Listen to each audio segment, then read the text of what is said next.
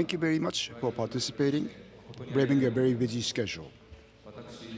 My name is Oka from JAMA. I am the Master of Ceremony for today. Good afternoon. First, I would like to talk about the schedule for today. First, Mr. Ezaka, Executive Vice President of Japan Automobile Manufacturers Association, will be talking about the gist of the JAMA initiative in sync with the G7, and also the outline of the exhibition. Next, from TRI, we have invited Mr. Dr. Gill Pratt, the CEO, to talk about applying the lessons of lean to climate change, Japan's gift to the G7 and our planet. So he will be making the keynote on the importance of diversity. After that, we are going to have exhibition tour for the media. If you want to attend, please come to the entrance of Hiroshima Gate Park Plaza, the venue for the exhibit at 3 o'clock. Sharp. Ezaka-san, if you could please, the floor is yours.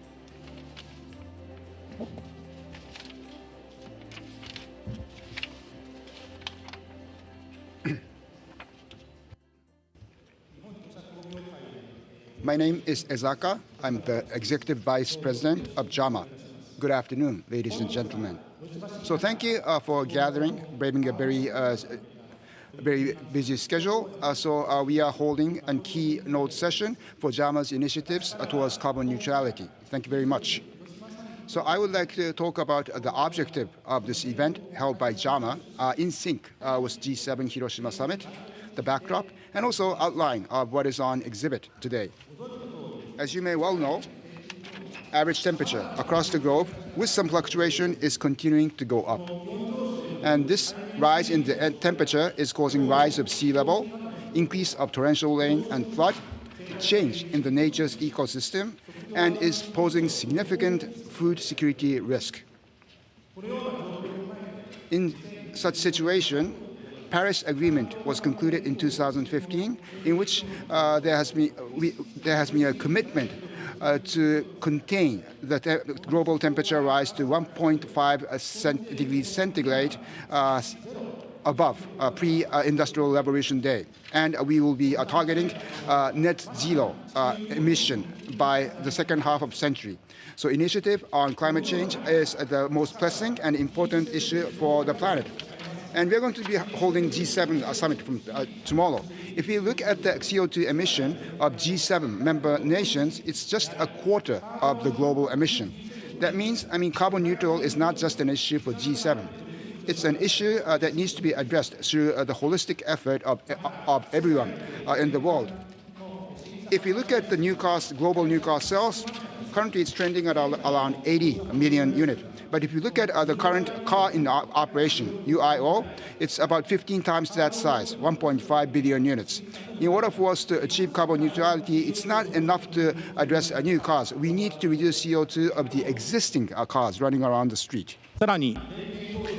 Furthermore, the composition of power sources varies greatly from country to country and region to region.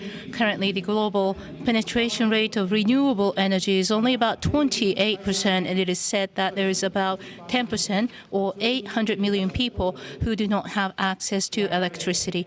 In addition, the way in which automobiles are used and the environment in which they are used differ greatly among urban, rural, and mountain areas. In light of these circumstances, JAMA has been continuously emphasizing the importance of a variety of options based on the belief that there is no just one way to climb the mountain to carbon neutrality. And the CO2 emissions reductions must be tackled starting with what we can do right now with everyone working together. It is important to have a wide variety of initiatives so that no one is left behind. Now, on this topic of diversity, Dr. Gill Pratt will give a keynote speech on the importance of diversity in the face of climate change. In addition, the exhibition hall, we showcase a full line of mobility products from JAMA member companies and other related companies cooperating with JAMA. So we certainly hope that you will take the time to visit the exhibition hall to learn about our activities. Here's a list of the vehicles that we will be having on display in the exhibition hall at Hiroshima Gate Park Plaza, located not far from here. There are 7 zones, A through G, based upon the topics. Of course, in Zone A showcases what I have just described. Zone B exhibits carbon neutrality in the field of logistics, from trunk line transportation to the last mile, and the 3 pillars of energy, data, and mobility, which have started to be implemented in Japan and Asia, with a focus on initiatives of the CJPT, Commercial Partnership Japan. Of course, in Zone C exhibits the significance and characteristics of hydrogen, which plays many roles as a clean energy source and complements electricity, as well as examples of how automotive technologies can contribute to the realization of hydrogen society through the supply chain of producing, transporting, storing, and using hydrogen. Zone D, the biosynthetic fuel area, exhibits the importance of decarbonization existing in internal combustion engines and working on carbon neutrality with new means such as Euglena and ENEOS. In Zone E, we have a full lineup of commercial passenger light and motorcycle BEVs. Of course, demonstrates V2 land and V2 home, which contribute to energy management by leveling power consumption and providing energy power in times of disaster. Of course, a full independent power supply station is operated by Chugoku Electric Power Company. We also have recycling of replaceable batteries for motorcycles. In Zone F and G, we have light vehicles, which will be fuel sufficient and help us in this road to carbon neutrality. This is the actual exhibition hall. We hope you will join us for a guided tour. I certainly hope that you will take time to join this guided tour, joined by Mr. Moto, President of Mazda Motor Corporation and Board of Directors, member at JAMA. That's all from me. Well, thank you very much, Isaka-san, for your presentation. 続きまして、トヨタ At this point in time, I would like to invite Dr. Gill Pratt, CEO of Toyota Research Institute, for a keynote speech. Please welcome him.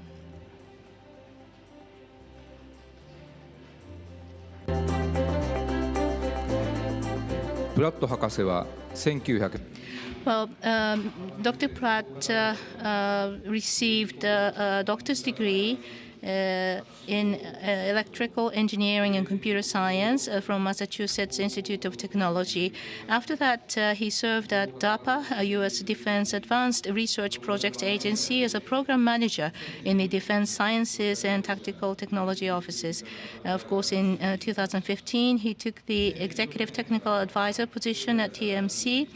From 2016, he has been serving as a CEO of Toyota Research Institute. Also in 2020, he has been appointed to Chief Scientist and Executive Fellow for Research at TMC. Here is Dr. Pratt.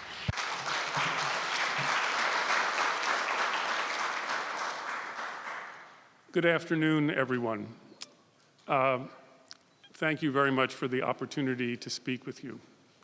Today, I want to tell you a story. It's a story about how hardship can lead to innovation and how lessons from the past can guide us today, particularly as we tackle climate change despite limited resources. The story I want to tell you begins with Japan and Japan's geography and history. Japan's faced many natural and man-made disasters, and as an island nation, has had to meet those challenges despite limited resources. It is no accident that lean manufacturing was invented here in Japan, because limited resources made the need to minimize waste, or muda, particularly important. Today, I believe that the lessons of lean can also be applied to reduce carbon dioxide emissions as much as possible, as soon as possible. despite short-term limitations of battery materials and renewable charging infrastructure. The scientific community has made clear that net carbon dioxide emissions must be reduced to zero by 2050. But on the road to 2050, does it matter how quickly that we reduce emissions? The answer is yes, because excess carbon dioxide accumulates and remains in the atmosphere for hundreds or thousands of years. You can see on the chart on the right. In other words, the atmosphere acts like a bathtub with a very small drain. You can see the picture on the left. We must not only turn off the faucet of carbon dioxide emissions 27 years from now, but we must also turn down the faucet as much as possible, as soon as possible. So the question is, how can we do so when battery materials and renewable charging infrastructure are limited? The answer actually comes from the bitter experience of war. During the last years of World War II in Japan, and for 2 years after, the drop in imports and poor harvests caused severe hunger to become widespread. I'm sure those of you whose parents and grandparents lived during those years have heard stories about how difficult they were. And as you know, finally, with hunger threatening to cause social upheaval, the United States and other nations started exporting significant but limited quantities of wheat to Japan. Famine was averted, thanks both to the wheat, but also to several food innovations that made the most of the limited wheat. One of these innovations, I'm sure you all know, was okonomiyaki, which evolved from a traditional Buddhist food in several parts of Japan, including here in Hiroshima. Another was ramen, which actually originated in China and then evolved more in Japan. So what do these food innovations have to do with solving climate change, despite limited resources? It is this. These foods became popular after the war, not only because they tasted good, but also because they made efficient use of limited resources. For example, ramen usually contains some meat, but ramen's nutrition also comes from noodles, which are made directly from wheat flour. And those noodles are around 10 times more efficient at conveying nutrition than feeding that grain to animals and then eating the animal's meat.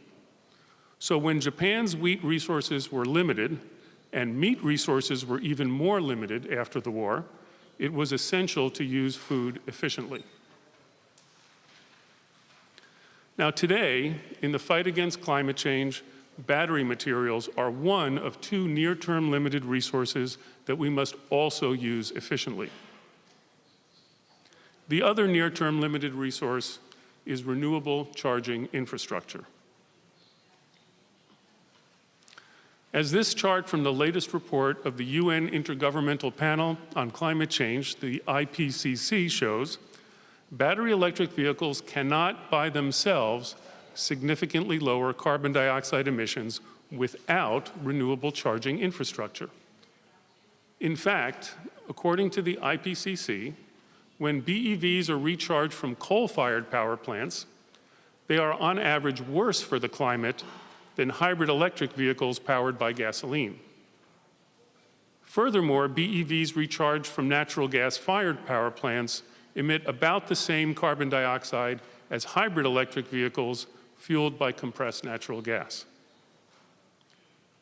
Now, please understand, BEVs are the best solution today for many customers. Japan will produce many of them, but for some time to come, other vehicle types will be better for other customers. And to be clear one more time, as eventually became true for food after World War II, both battery materials and renewable charging infrastructure will eventually be plentiful. But it's going to take decades for battery material mines, renewable power generation, transmission lines, and seasonal energy storage facilities to scale up. So in the meantime, how can we apply the lessons that Japan learned at the end of World War II to lower carbon emissions as much as possible, as soon as possible, despite these constraints on resources? Well, we can discover the answer for battery materials using open source, peer-reviewed data. I'd like you to consider, for example, 100 existing non-electrified small SUVs that are shown in white in the picture that you see here. And for the sake of illustration, let's say that we have 110 kilowatt hours of batteries that are available. Now, we can choose to put all of those batteries into a single long-range battery electric vehicle, which is shown in blue in the picture that you see here. It's like giving a single customer a 100% meat dinner. That car's average lifetime emissions will be reduced significantly. But unfortunately, the 99 others will remain unaffected. So as you can see on the right, the net reduction of CO2 across 100 vehicles is actually very small. As an alternative, we can choose to distribute the same total battery capacity to 6 18 kilowatt hour plug-in hybrid electric vehicles, which, if you want the food analogy, is like dividing up the meat of that single all-meat dinner into 6 bowls of ramen. Even though the average lifetime emissions of each PHEV will reduce carbon emissions less than a BEV, because we are replacing 6 internal combustion engine vehicles, not 1, the total amount of carbon reduction will be over 5 times the reduction of the single BEV. So I want to let that soak in, kind of like letting the broth soak into the noodles in a bowl of ramen. Distributing the same number of batteries into 6 PHEVs instead of 1 BEV results in over 5 times greater net carbon reduction. And furthermore, just like ramen, each of those PHEVs will be more affordable than the BEV, which means that customers will be more likely to buy them, and you'll see why this is so important in a moment. Now, we can even go further. We can choose to distribute the same battery resources into 84 1.3 kilowatt hour hybrid electric vehicles that are even more affordable, like 84 bowls of instant ramen with just a small taste of meat in each one. Even though the carbon dioxide emissions reduction of each HEV is less, the total emissions reduction will be around 33 times that of the single BEV. Now, I want to make clear, of course, this does not mean that we should only make HEVs or that we should make HEVs forever. The world will have and has battery and renewable electric charging resources in excess of an HEV-only solution, even in the near term. And eventually, of course, resource limitations will end. But for many years, we will not have enough battery material and renewable charging resources for a BEV-only solution. Now, finally, we also must be aware of this effect. It's an unintended, paradoxical consequence that can result from our good intentions.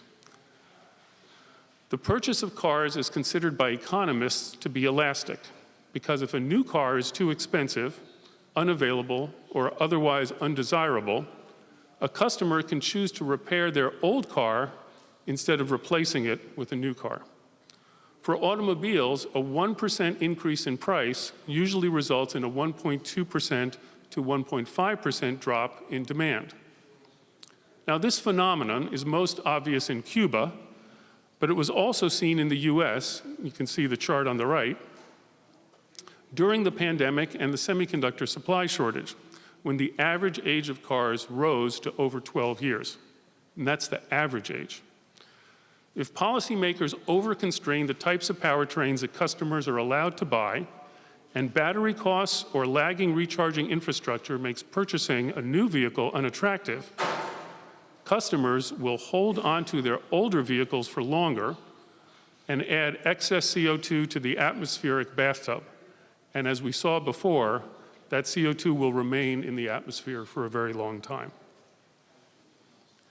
And this is the reason that in the latest report of the IPCC, it lists fuel-efficient vehicles as having even more potential for lowering near-term carbon emissions than electric vehicles. And they mean battery electric vehicles here. Now let's take a look at how big this effect might be by doing an experiment. Let's say that a policy is proposed in a part of the world that has older cars, and that policy requires new car sales to be 2/3 BEV, with the remaining vehicles evenly split between PHEV and HEV. The average fleet emissions of this new car fleet, using the same peer-reviewed open source data as our last example, would be 86 grams per kilometer. Now, in many parts of the world, BEVs presently cost around 20% to 30% more than comparable ICE vehicles. And charging infrastructure shortages make BEVs inconvenient for many customers. So under those conditions, the elasticity that I spoke about could conservatively cost 20% of potential buyers to hold on to their older vehicles. In that case, the unreplaced vehicles would raise the net emissions by nearly 40% to 119 grams per kilometer. And that is a lot of excess CO2 that will be around for centuries or more.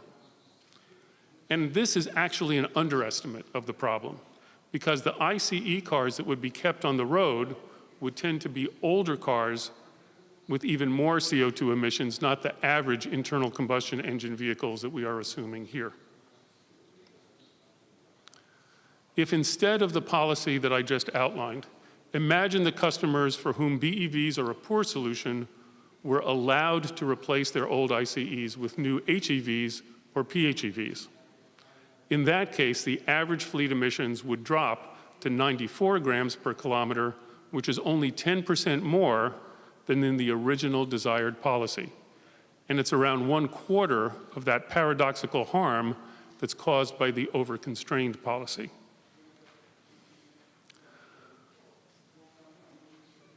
So here again, the history of Japan teaches us this same lesson.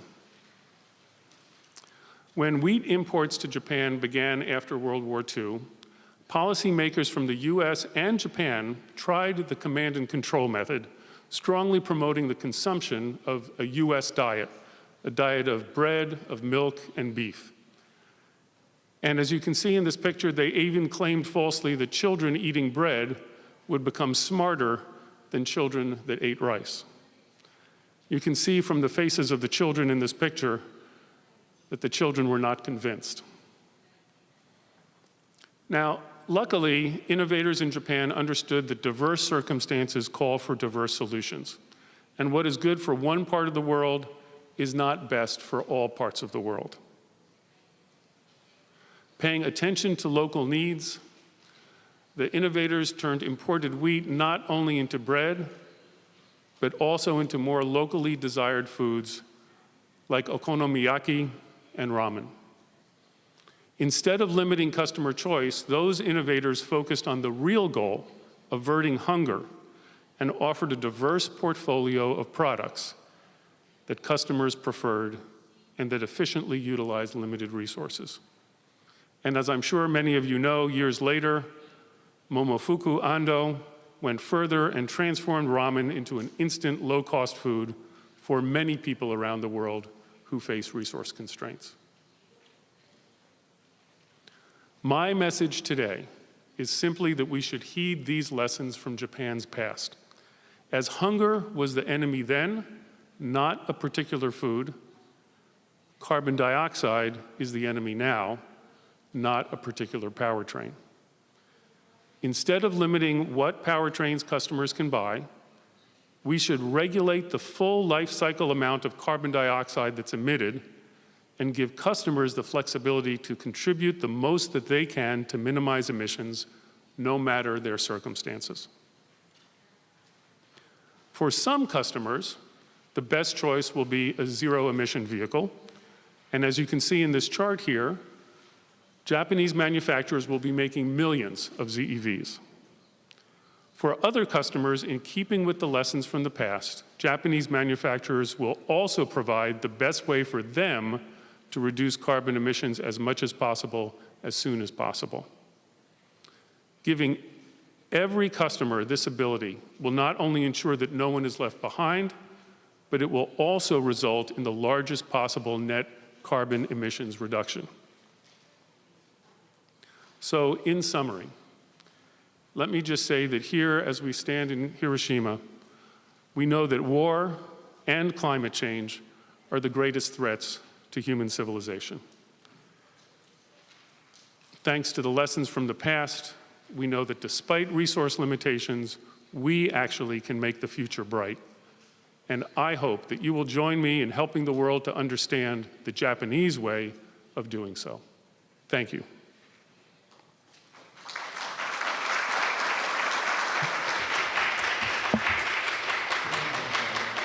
Thank you very much, Dr. Gill Pratt. So we'd like to now move on to Q&A session. So we'll be taking questions only from the participant in this hall. Our apologies, we are not capable of receiving questions from those of you who are viewing this session online via YouTube. Please bear with us. So Q&A will be conducted in consecutive interpretation mode. And please limit the question to those relevant to the keynote speech presented today, and limitation of 2 questions per person. If you need to ask a question, our staff will bring a microphone. Please identify yourself, the name of the media and your name, and start off your question. So if you have any question, please raise your hand. Okay, we have the first person with a question.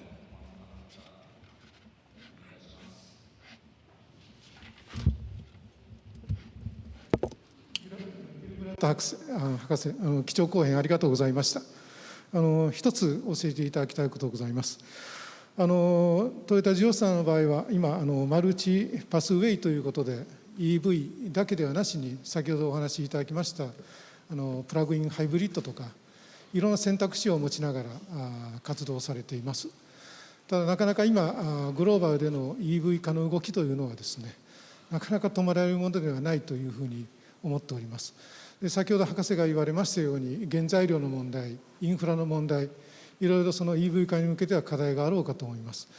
ただそれも地域によってですね、今トヨタさんがブラジルでは、バイオエタノールを活用したプラグインハイブリッドでありますとか、あるいは今ヨーロッパですと今温暖化ガス排出の実質ゼロの合成燃料を使うとか、地域ごとに少し動きが変わってきていると思うんですけれども、今後その EV の成長性についてですね、拠点ごとに違いが出てくるのか、その辺を含めて今後の見通しについて教えていただければと思います。よろしくお願いいたします。Thank you very much. Thank you very much, Dr. Pratt, for your insightful session. I have a question. So Toyota Motors Corporation, sets out multi-pathway. So the option is not just limited to EV. Toyota offers many different range of options, including plug-in hybrid and hybrid. Now, however, with that, globally, there's a very strong trend and shift towards battery EV. I believe it would be a bit difficult to stop that trend.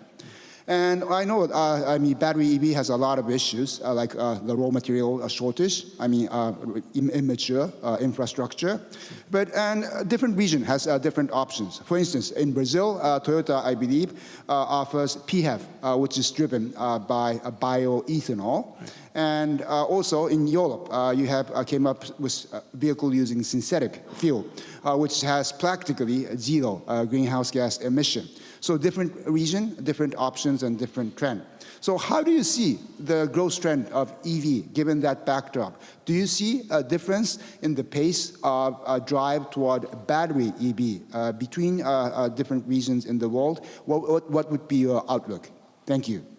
Hi, thank you very much. I think that there is tremendous diversity and heterogeneity between different parts of the world with regard to BEV demand and also the time scale of BEV demand. And it depends very much on the issue of renewable charging infrastructure, and also to a great extent on the wealth of a particular nation or part of the world. And then finally, on the circumstances of how people live and where their cars are. Let me just give you a few examples of this diversity. For instance, in many places in urban areas, there is not an attached garage where a battery electric vehicle can charge overnight, but instead the vehicle is parked some distance away from the home and sometimes on the street in different kind of street parking. That creates a tremendous challenge for recharging overnight because you never know where the car will be parked, and it means that all of the places the car may be parked will need a charger. Let me stop there for the translation and then I'll continue. Thank you very much. ご質問ありがとうございます。おっしゃる通り、今バッテリー EV へのシフトという意味でも、やはり世界のいろいろな地域によって非常にペースが違う、ある意味そこでが多様性が生まれている、非常にいろいろな環境が生まれていると思っています。また進み方の時間軸もスピード感も違います。そしてやっぱりじゃあ何がそういった違いの原因になっているかというと、例えば充電インフラであったり、あるいは単純にその国地域がどれぐらい富んでいるか、リッチであるかというのもやっぱり大きいですし、あるいはその人々の暮らし方、それに伴って車がどこでどういう使われ方をしているかというファクターも大きいと思います。例えば、都会に暮らしている方で、必ずしも自宅に車庫がない。そうすると、自宅から離れたところ、場合によっては、道路に車を止めておく。そうするとその夜間使ってない間に充電をするということが非常に難しくなります。To continue, in other areas of the world, there is a lot of renewable charging infrastructure, and the wealth of that particular part of the world is higher. I think Norway is a wonderful example of that. And in those areas, BEVs can make a tremendous positive difference in reducing climate change. I would love to talk to you for many, many hours about the complexity of the answer, but the summary is that we have a lot of diversity, and the diversity will last for some time. Some parts of the world will continue to have coal-fired power plants, and as I showed you, in those cases, actually HEV and PHEV are better than BEV for CO2 emissions. And so it really depends on the part of the world that you're talking about. And even in the US, where I am from, there is diversity between the different states. So my prediction is that we will see, of course, ever increasing numbers of ZEVs. And I think all the Japanese companies, all the OEMs are actually prepared to meet that demand. But also we must remember that on the global market, it will take quite some time before all the different parts of the world are ready for ZEVs. はい、例えば、他の、地域を目を向ければ、もう少しその、再生可能エネルギーによる、充電インフラ、そうですね、充電インフラが整っているような国、特に、富んでいる国だと、そういった国もございます。例えばノルウェーなんかがその一番いい例で、非常にそういった国であれば、バッテリー EV を積極的に推し進めることによって本当に気候変動に対してポジティブな結果をもたらすことができると思っております。もうこの話私し始めると何時間でも喋れるぐらい、それだけ複雑なやっぱり問題だと思っておりますが、取りまとめるとやっぱりその、スピード感も含めてとにかく世界中の地域によって非常に今多様な状況が出来上がっているんではないかと考えております。例えばもう一つ例で申し上げますと、国によってはまだやっぱ石炭火力による発電を進めているところがあります。そういった国では逆にバッテリー EV よりハイブリッドあるいはプラグインハイブリッドの方が環境に対する貢献が大きいというような試算もございます。ですのであとはもう一つ、私の故郷であるアメリカも、アメリカと一言で言っても、州によって、今度はいろいろとこう状況が違う、まさに地域が変われば状況が違う、その中で一つ、私が予測できるとすれば、ゼロエミッションビークルですね、ゼブというのは今後もどんどん需要も、台数も増えていきます。その中で、日本の完成車メーカー、OEM の皆様は、その需要に応えるだけの、そういったゼブの生産を十分できるポテンシャルはあると思っております。ただ、グローバルで市場を見たときに、じゃあ、すべての地域が、ゼブになる、というまでには、まだ相当の時間を要するんではないかなと思っております。ありがとうございます。ありがとうございました。ご質問の際にお名前とご所属をお願いいたします。はい、はい、3列目の真ん中の左から3番目のですね、の方お願いいたします。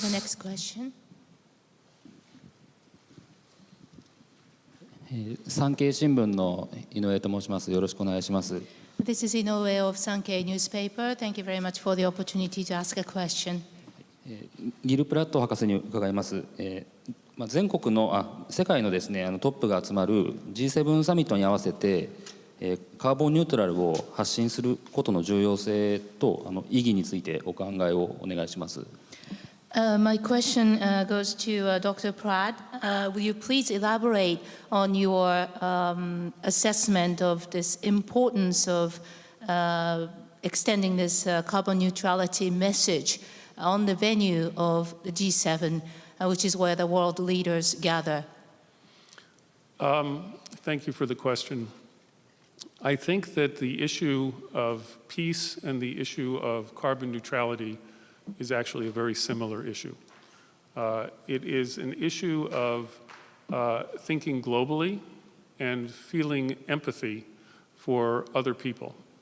I think it's very easy to make a mistake and to believe that what is good for us is the right answer for everyone. And that's true for all people everywhere in the world. ご質問ありがとうございます。平和という大きな問題、そしてカーボンニュートラリティ、この2つには類似性があると考えます。まさしくそれがこの場でこういったことを発信する意義だというふうに考えます。世界においてやはり共感力を持ってこうした問題を理解するということが重要であると私は考えます。例えば一個人あるいは一国にとって良い答えが必ずしも他の国にとってあるいはみんなにとって良い答えではないのだということをまず前提として考えるべきだと思います。9 years ago, I first visited the museum here in Hiroshima, and I just visited it again this morning after they renewed it. It is so obvious that the antidote for war and the terrible use of nuclear weapons is empathy. That if you realize that all people are humans just like us, even though their culture is different, their language is different, then it's inconceivable to have these kinds of wars and these kinds of weapons. I think that in the same way, carbon neutrality is really a question of empathy for the future and for everyone living in the world, because carbon dioxide goes everywhere in the atmosphere. そして本日実は私広島の原爆博物館を再度訪問してまいりました。前回は9年前のことでありましたが、その後刷新もされたということで本日も午前中に足を運んでまいりました。原爆ドームを見ますとですね、やはり先ほど語ったその共感力の重要性といったものを改めて感じました。すべての人たちは本当に一個人、私が私を感じるように他の人たちもやはり人であるわけですね。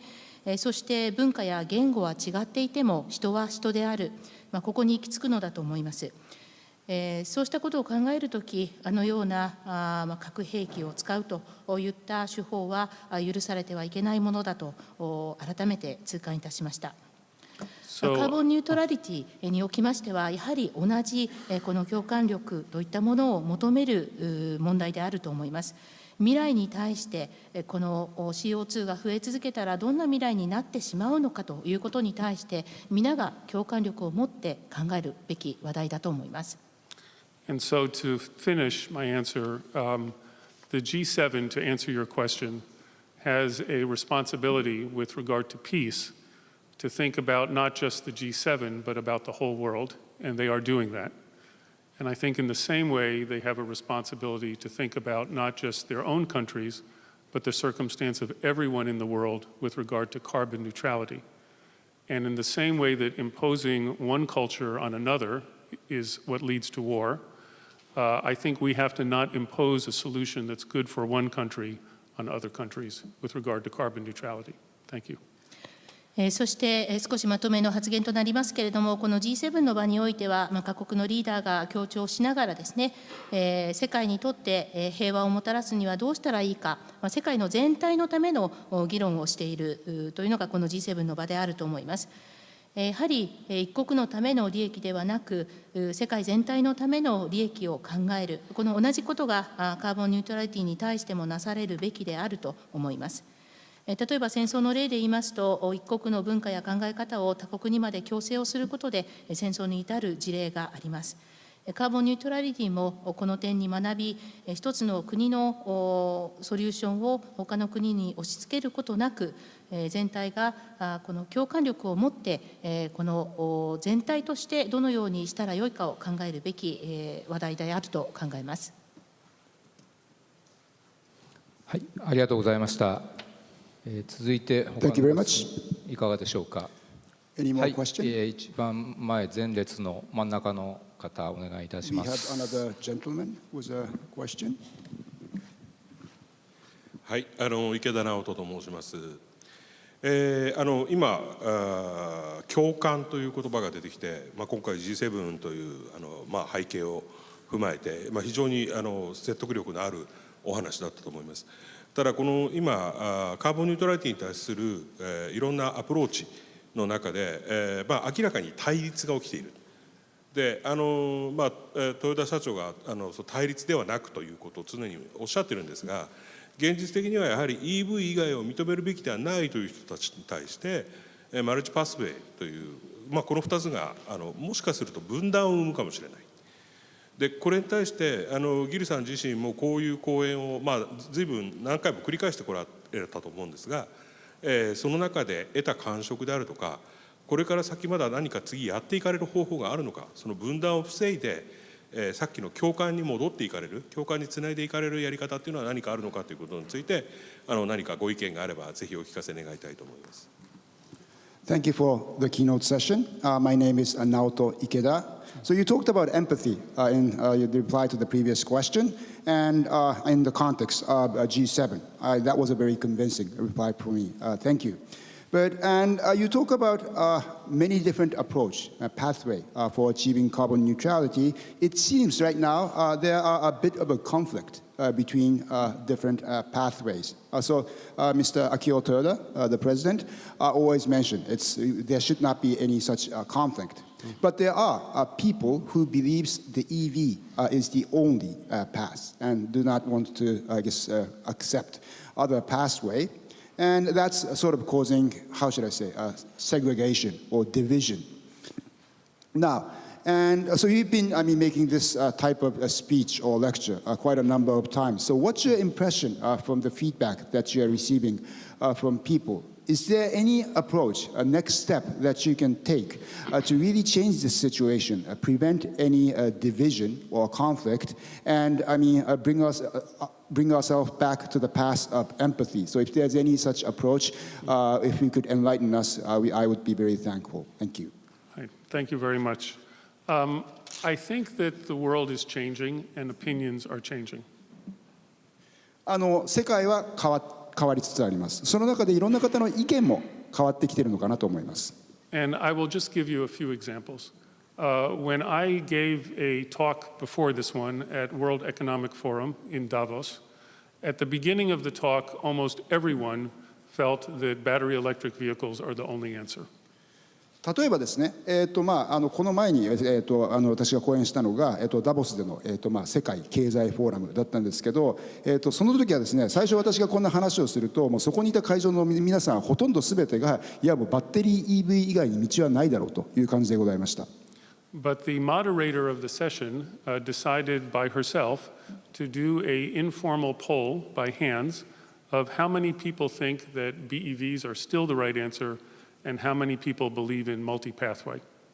そしてここでモデレーターの、女性の方がですね自分の判断でじゃあちょっとインフォーマルだけど、アンケートを、やってみようということで、挙手でじゃあこの会場の方、で、バッテリー EV が唯一の正解であると信じる方は何人そして、マルチパスレーを信じる方は何人ですかと、挙手で、アンケートを取りました。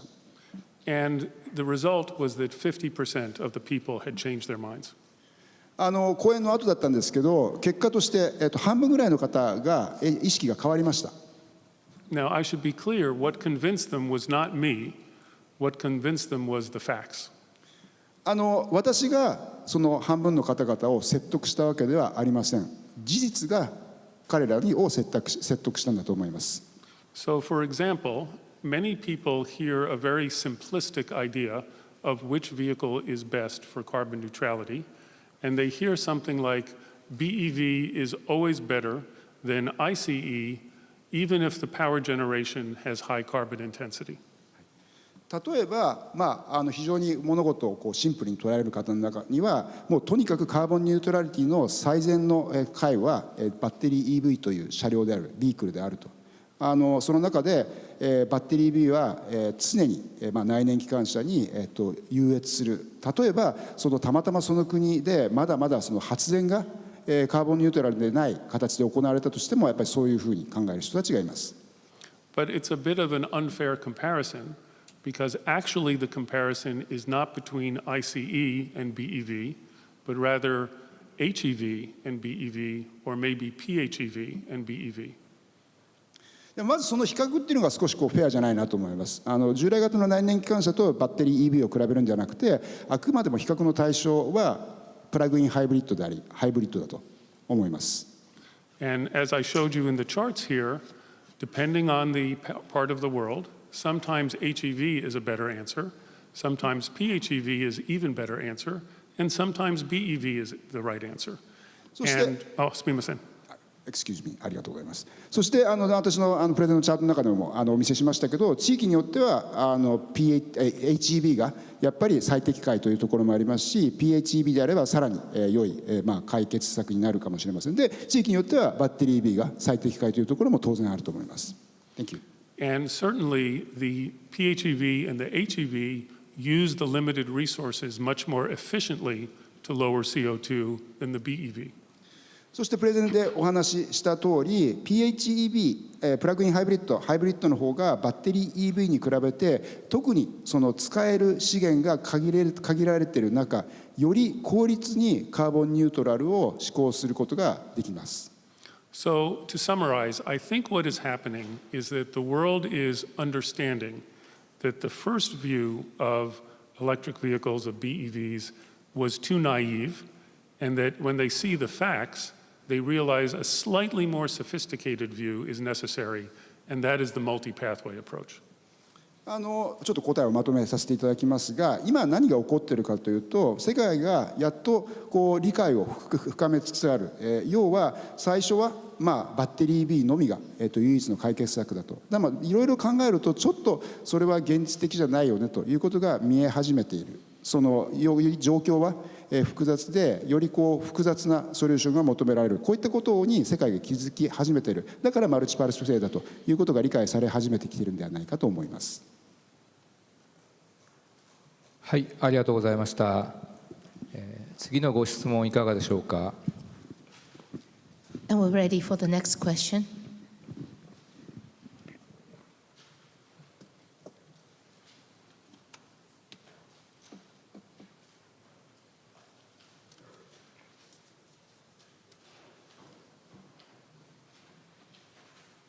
Hi, はい、最前列真ん中の方お願いいたします。Center front row.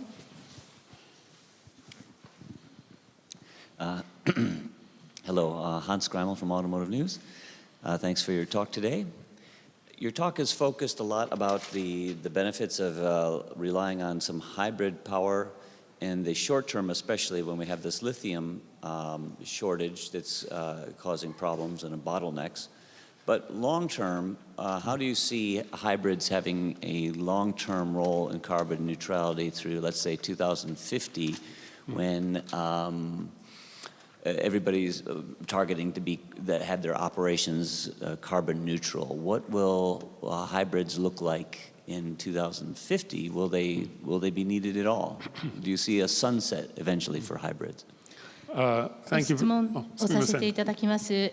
ハンズ・グラメルと申します。オートモーティブニュースの記者です。よろしくお願いします。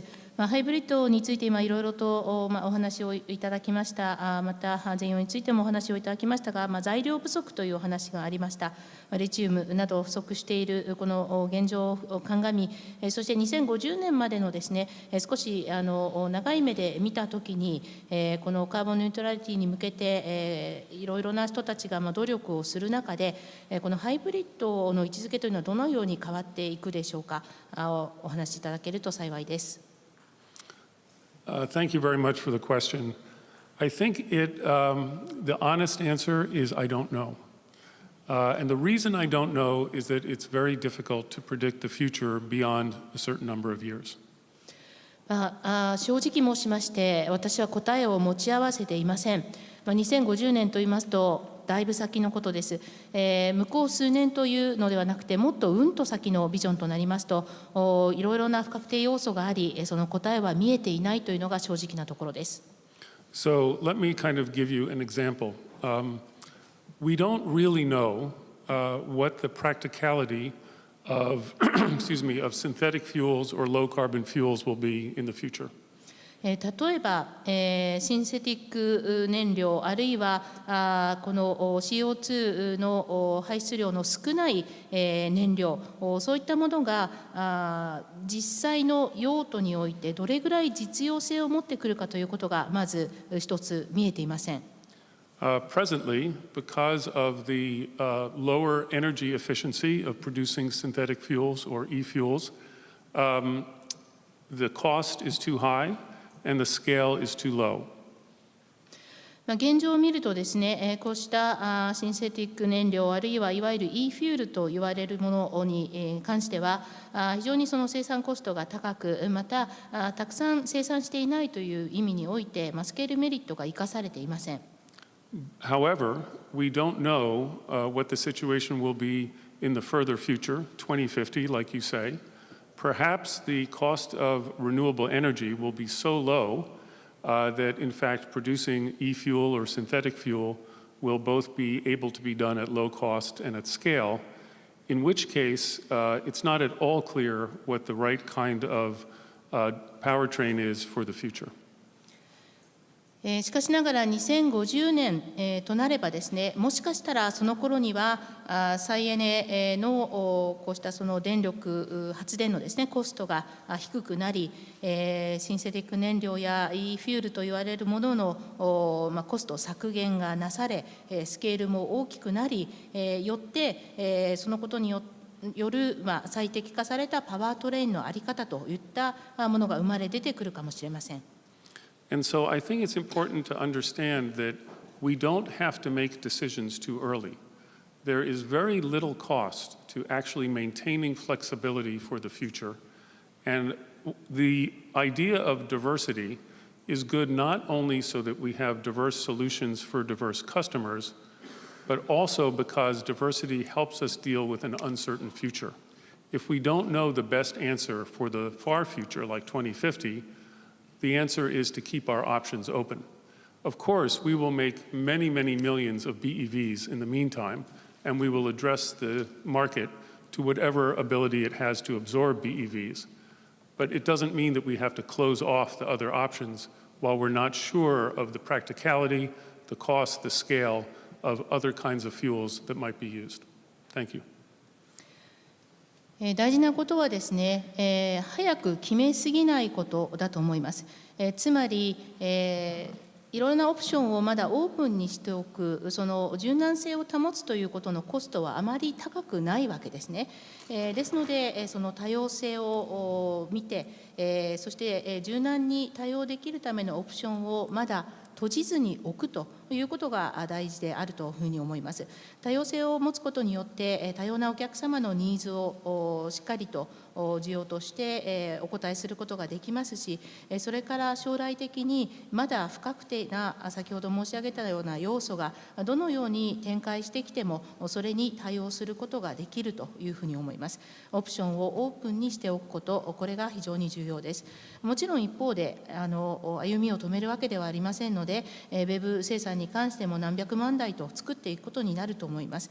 しかしもう一方でしっかりとオプションを閉じることなく柔軟性を持ち、将来の実用性や先ほど言ったコストの変化、あるいはスケールの変化といったものに対応していく、そうした考え方が重要であると思います。はい、ありがとうございました。大変活発な質疑応答続いておりますが、お時間の関係で、次の質問を最後とさせていただきたいと思いますが、どなたかございますでしょうか。Thank you very much. We have very energetic Q&A session, but in light of time, the next question, we would like to make the next question the last question. Anyone?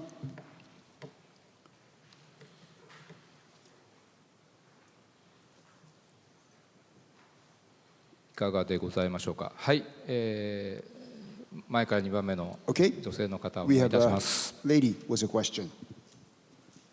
Hi, Gill. This is River from the Wall Street Journal. Thank you very much for your discussion today. I think we were all kind of struck by looking at the future of resources for batteries. And of course, I think we all understand the point that, breaking these down into hybrids is perhaps a more efficient route going forward. I'm wondering, on the other hand, if you could also talk about how this sort of shortage can be tackled with battery innovation. I know, costs can be reduced, and that's something that Toyota with solid-state batteries, for example, is working on. Could you touch a little bit on that point? Thank you. はい、ウォール・ストリート・ジャーナルのリバー・デイビスでございます。非常にバッテリーの、原材料にかかる、将来の、状況のなかなかショッキングな話もございました。その中で確かにおっしゃる通り、ハイブリッドに、希少な資源を、配分していくというのは非常に効率的なソリューションであるかなということも感じました。で一方でもう一つ、道があって、そのバッテリーのイノベーションを通じてこういった問題に、対処していく。例えばイノベーションを通じてバッテリーのコストを下げていく。トヨタさんも例えば全固体電池で、そのような取り組みをされていたと思いますが、そちらの方はいかがでしょうか。Thank you very much for the question. It's a great question. Certainly, batteries are evolving more rapidly than in the past. Solid-state batteries is one example with tremendous innovation happening here in Japan. And I think likely in a couple years, we will begin to see them in cars. They have a potential to reduce the need for lithium, perhaps up to a factor of 2. It really depends on the particular design, but it doesn't eliminate the need for lithium. And there's also other innovation happening with different battery chemistry, like replacing lithium, for example, with sodium. But of course, what's important to understand about batteries is that there's a multi-dimensional way of measuring performance.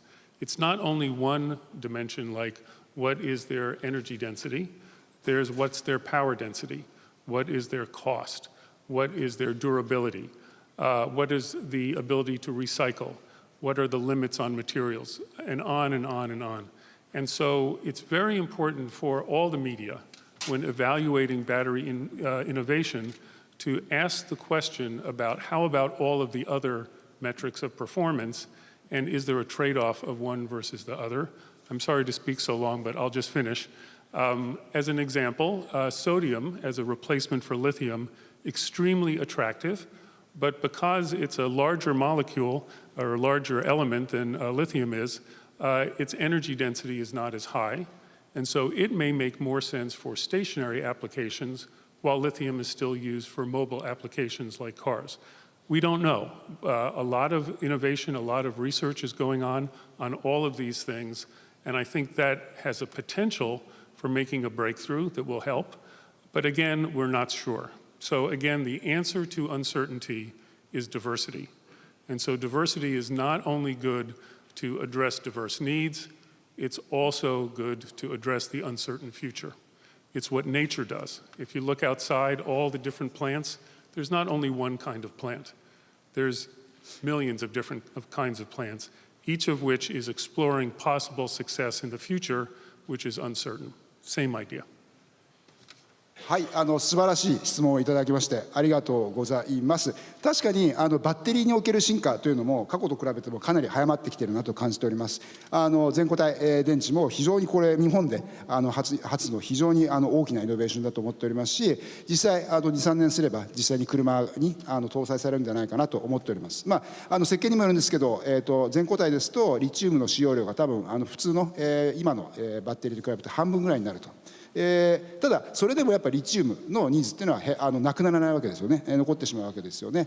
あとはそのいろいろなケミストリーを変えて変えるようなイノベーション、例えばリチウムじゃなくてじゃあ塩素が使えないかというような取り組みも進んでおりまして、そういったところも見ていく必要があるかなと。ただそういって出来上がってきたバッテリーを評価するときに結構パフォーマンスを測るのがですね、単一の指標じゃなくていろんな角度からそのパフォーマンスを見なければいけない。例えば一番単純に言っちゃえばエネルギー密度でもそれだけ見てればいいかってそうではなくて、じゃあパワー密度はどれぐらいあるのか、耐久性はどれぐらいあるのか、そもそもコストがどれぐらいかかるのか、リサイクルできるものなのか、あるいは原材料の希少性、そういったものが全て関わってきます。ですのでこちらにいらっしゃるメディアの皆様にはぜひそのバッテリーイノベーションの取材をする際にそういった側面をきちんと念頭に置いた上で、じゃあどういった指標においてこの新しいテクノロジーは素晴らしくてここは実は劣後しているんじゃないか、あるいはこっちを伸ばすとあっちが立たないみたいなトレードオフの関係があるんじゃないか、そういったところは本当に気にしていただきたいなと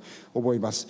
で、さっき今申し上げた塩素ですけどリチウムの代替として非常に魅力的です。ただやっぱり分子が大きいのでどうしてもリチウムに比べるとエネルギー密度が低いと。そうなってくるとじゃあどうするんですか。もしかするとそのモバイルなアプリケーションじゃなくてより同じところで設置して使うような大きなものに向いてるんじゃないかなという気もします。そのあたりは私もよくまだ見えていないんですが、そういったイノベーションいろんなものがございます。でイノベーションの中で本当に大きなブレイクスルーになってくるものも出てくるかもしれません。ただじゃあ今その答えがあるかというとそうじゃなくて、やはり私が申し上げられるのはやっぱここの辺りはすごくとてもアンサーテン、不確実です。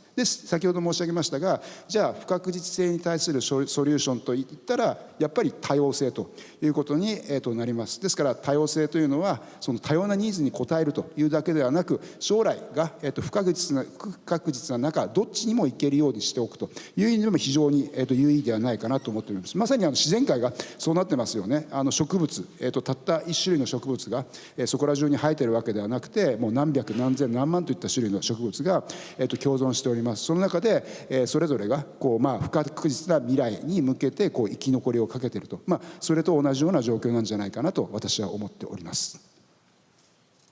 はい、ありがとうございました。お時間の関係をもちまして質疑応答のお時間これにて終了したいと思います。Thank you very much. At this point in time, we will close the Q&A session. I would like to give my heartfelt appreciation to Dr. Gill Pratt. Thank you very much in joining me, giving the tribute to Dr. Pratt.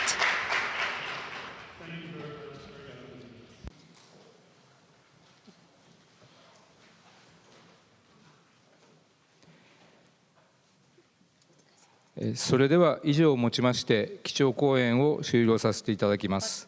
this point in time, we close this session with the keynote speech from Dr. Gill Pratt. Thank you very much for your attendance, and please leave your simultaneous interpretation devices on the table. Outside, it could be raining. However, we are going to go forward with the exhibition tour. Those who are attending the tour, please join at the venue of Hiroshima Gate Park venue at 1500. And of course, there will be a roundtable session and the media interview session tomorrow with the head table as pre-announced. So please join us there as well. Thank you very much for your participation once again.